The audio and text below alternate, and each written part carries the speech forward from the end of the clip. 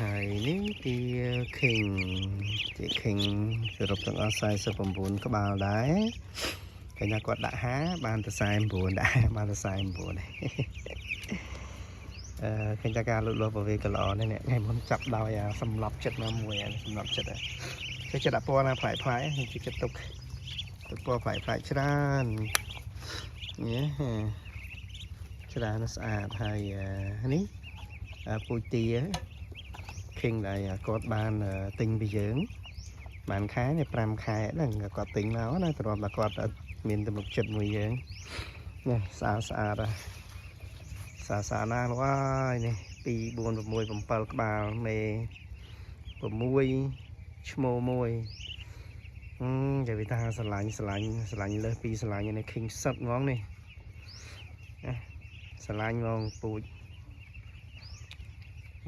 ដល់តហើយសឹងតែលួចចាប់ទៅផ្ទះបាត់តានេះស្អាតទៅស្អាតនេះគេរោមវាឡើងរលោងហ្មងឡងទាំងអស់នោះអូគេមានទឹកមានចំណីមានអីដល់គេណាតែទីខ្ញុំនៅផ្ទះវិញអត់មានរលោងចឹងទេ